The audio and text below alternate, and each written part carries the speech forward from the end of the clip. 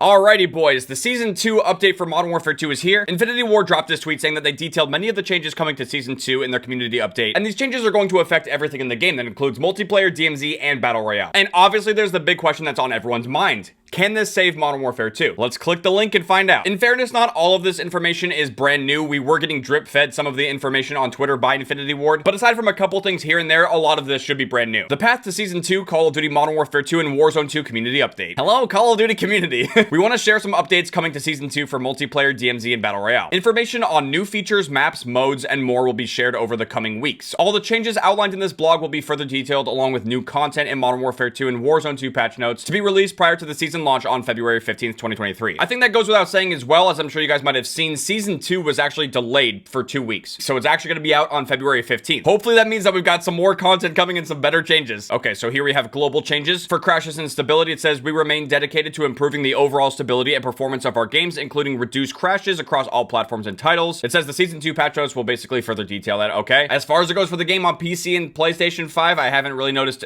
too many crashes and stability issues recently, but hopefully if you're still having issues on whatever platform you play on, hopefully it's getting better with Season 2. Global audio issues. Data suggests that some PC players may be experiencing audio issues due to discrepancies in the number of channels they are outputting. We've added an option to force PC to stereo output. Please be sure to check Windows and in-game audio settings and set correctly in accordance with your listening environment. Investigation into player reports regarding audio led us to identifying a previously unknown issue impacting occlusion across the game. Audio occlusion is a filter that is applied based on the type of material that an object or structure is composed of, primarily based on its thickness and how it blocks the full frequency of the sound. Only large structural objects should apply the filter, but we found some small items like a stapler or a pile of rags on the ground that were causing the filter to turn on when it shouldn't have. For example, a wastebasket that was tagged with the incorrect material may have occluded the sound like it was behind a wall, making the sound more difficult for a player to hear. This issue will be addressed in the Season 2 update, and we continue to work on fixes and new audio features to better our players' experience. That is ridiculous. Something so tiny like a stapler or a pile of rags could actually just basically ruin the sound. That's crazy. It's a good thing that they have identified it though, and hopefully that does fix all of the audio occlusion issues moving into Season 2. Alright, we got some UI changes. A number of UI/UX updates are coming to Season 2 to improve overall flow of in-game menus. These updates include improved navigation and organization of camo menu, more polished social tab including improved channel swapping and player muting, thank God. New My Bundles screen, quick equip items from Battle Pass, My Bundles in store, reticle previews in store and Gunsmith, improved clarity of attachment blocking logic in Gunsmith, and many more bug fixes. We've also recently introduced a fix that restored instant speed of recent players in menu, status refresh of friends. Further details on these changes and more will appear in our Season 2 patch notes. Okay, so we've got a lot of quality of life updates to the user interface along with some new things that might actually be helpful for navigating the in-game menus. Being able to properly mute players in-game will be helpful. Being able to see your bundles will be nice. There's some nice small improvements and changes here. This section is just called Experience. It says improved after action report with audio, play again feature in Battle Royale, bug fixes for inconsistencies between challengers, battle pass, and weapon progression. I'm not exactly sure what this section is supposed to cover, but we're gonna keep going. Weapon balance is something we are always analyzing and will be balancing weapons for Season 2 just like any other seasonal or mid-season update. Details on weapon balancing can be found in the upcoming Season 2 launch patch notes. We're excited to discuss some changes to Armor Below that will make for more consistent engagement in Warzone 2. To be perfectly honest, as far as it goes for multiplayer, I'm not exactly sure what they could do in terms of weapon balancing. Like, if they're gonna tune anything or change anything, I think it's more or less to just kind of like change up the meta, even though I feel like for the most part, you can basically use any gun in Modern Warfare 2 and do well. But yeah, this next section is for Warzone 2. I think this is one of the things they teased on Twitter. They're bringing back the 1v1 gulag. Players will see the return of the original Warzone overtime mechanic, the domination style flag control point, in place of the jailer. So yeah, this is basically a complete reversion back to how things were in Warzone 1. I think a lot of people who really like to play Battle Royale will like this change. In order to bring this change online sooner, we have edited the existing Season 1 gulag for better 1v1 combat, but we are actively working on a dedicated 1v1 map for future seasons. We've also made some logistical changes to the gulag experience. Ground loot has been revisited as well as the loadouts that players will spawn in with. We've updated the pool to include assault rifles, SMGs, and LMGs as primary weapons as the circles progress. Shotguns have been removed from the rotation, while handguns will remain available as secondary weapons. For those leaving the arena victorious, the gulag will grant a larger cash reward to players. Whew! This change to cash will allow redeploying players to get back on their feet a bit faster. I like that. Alongside increased victory cash rewards mentioned in the previous section, the gulag will now spawn cash as ground loot to encourage encourage and reward players willing to prowl the arena. Yeah, that sounds significantly better, but it's also exactly how things were in the last version of Warzone, so we're gonna keep going. Cash economy. In addition to the cash changes to the gulag outlined above, we are balancing the Battle Royale economy with a slight reduction to cash rewards for completing contracts. Additionally, we're increasing the lowest value of cash piles from ground loot to 800 and from cash registers to 500, previously a $100 minimum. In addition to this, cash can be acquired via ground loot containers and white stronghold supply boxes throughout Al Mazrah, but can no longer be found in basic and legendary supply drops. Supply boxes. Got supply drops on the brain. We got Black Ops 3 Revival Day coming up. This redistribution should make for quicker, more consistent gameplay in the pursuit of resources. So in a nutshell, they're going to make it easier to get money. Loot and inventory. As announced last week, we're shifting away from loot windows and menus to floating loot that will now drop out of all containers in the world, similar to loot from supply boxes. This change is intended to improve the pace of gameplay by minimizing time spent navigating the UI and getting players back in the action faster. Basically exactly how it was in Warzone. You're still gonna have backpacks and stuff, but as far as it goes for the looting aspect, it's gonna be easier and quicker to loot. So yeah, we've got another nice little change for Warzone 2, although it's basically just what we had in Warzone 1. Loadouts. Loadouts have always been a core part of Warzone's Battle Royale and something we pay close attention to. The changes players have seen with the launch of Warzone 2 and since then have ultimately been in the pursuit of the most fulfilling experience for the individual and the team, all while keeping things challenging. As such, we're making further changes to how players acquire part of or the entirety of their loadouts. Season 2 will introduce customizable perk packages. Thank you! This feature will launch with a slightly reduced pool of available perks. Okay, weird.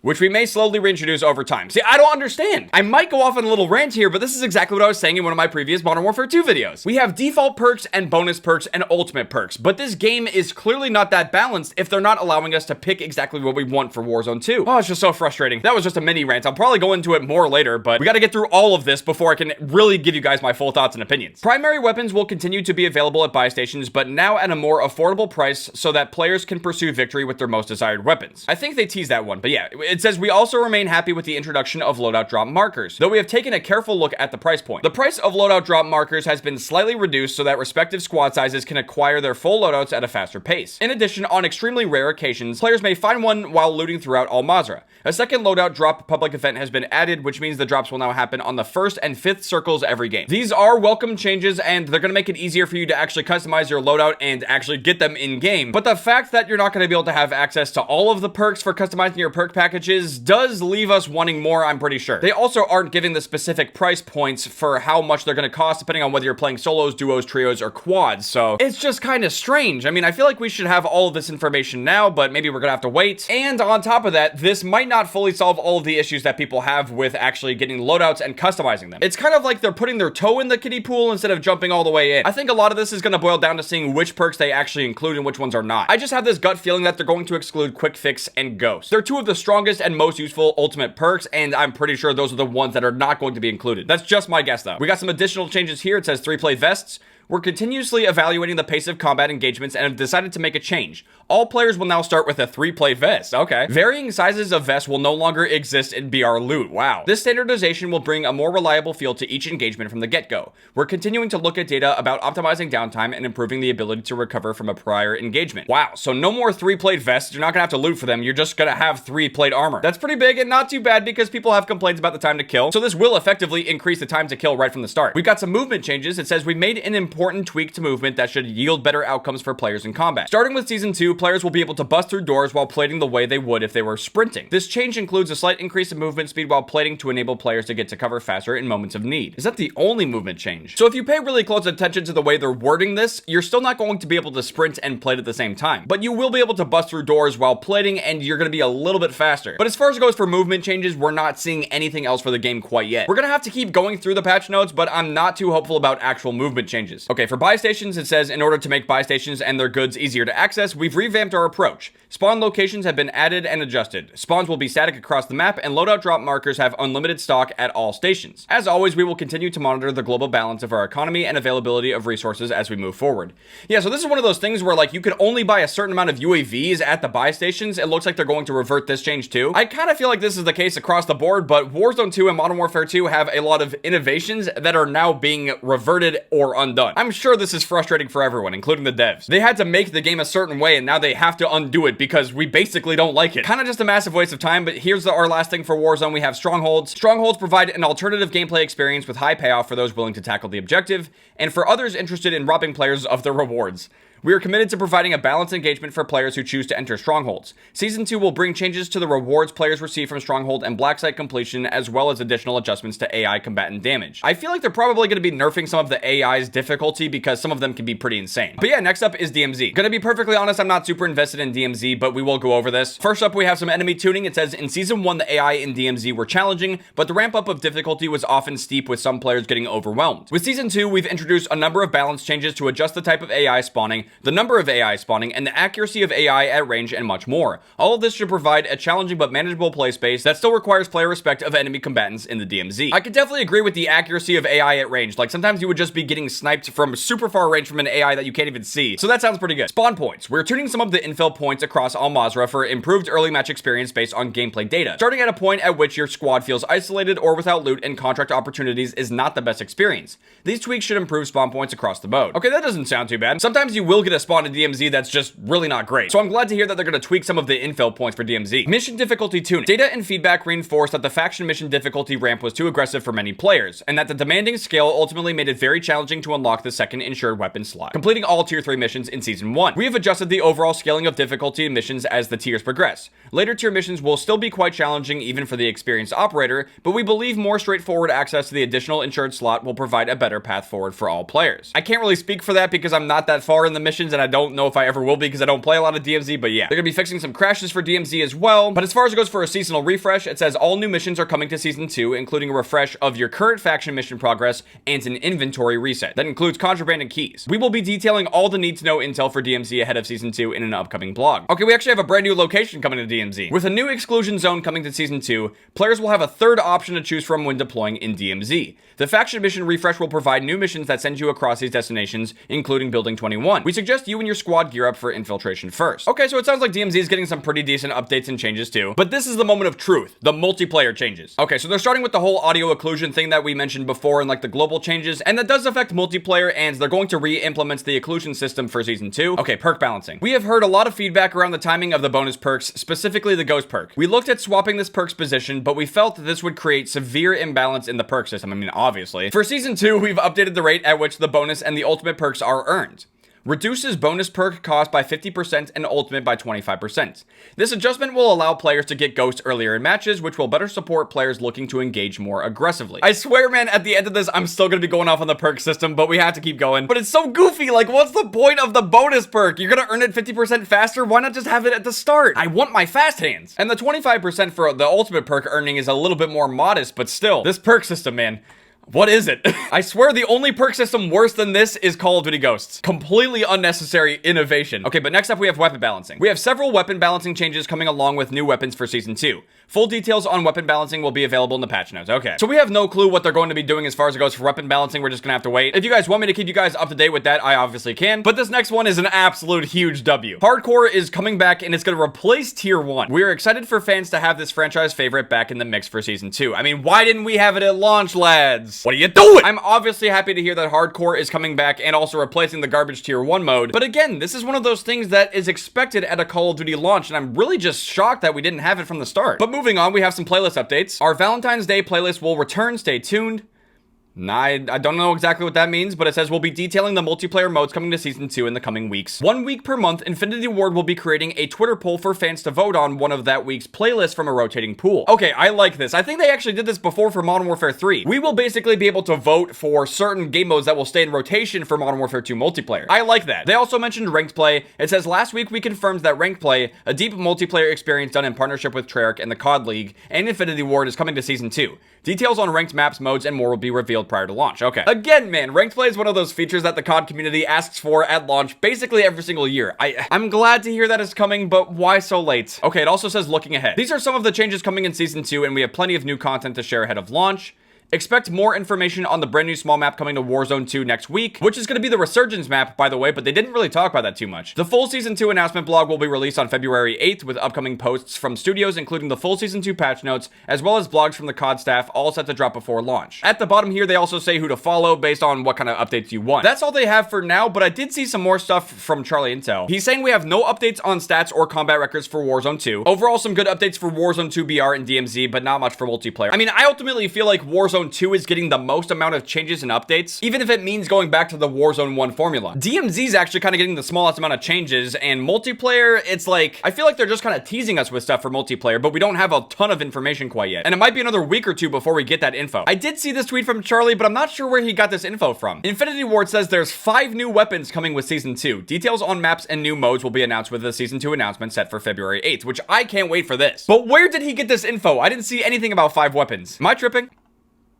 I mean, yeah, I do agree. I literally don't see anything about 5 weapons, but I mean, maybe he knows more than we do. But that does basically cover everything in the Season 2 community update. Now, I want to share my thoughts on this with you guys. Clearly, we have a ton of changes. There's a lot of work being put into this game across the board. It doesn't matter if you're a Warzone player, DMZ, multiplayer, they're doing a lot to try to make the game better and more playable for all of us. But it still begs the question, is this enough to save Modern Warfare 2? The best way I can describe a lot of the things that we're seeing from this community update is kind of like when you ask for something for Christmas and you get everything except that one thing that you asked for. Like on your Christmas list, you could have asked for just a carrot. 1 carrot. But instead you get 10 other things instead of the carrot. And even though I haven't played a ton of Warzone 2, I do understand that a lot of the changes they made for Warzone 2 basically were gonna have to be undone. But even then, we're still not getting any kind of clarity on whether or not you'll be able to get one-shot headshot kills with the snipers in the game, or if they're going to make any kind of changes to the movement, whether that's just in Warzone 2 or across the board. It's like, okay, the gulag is gonna be reverted back to how it was, you can earn more cash, the looting will be a little bit easier, you can get your loadouts easier,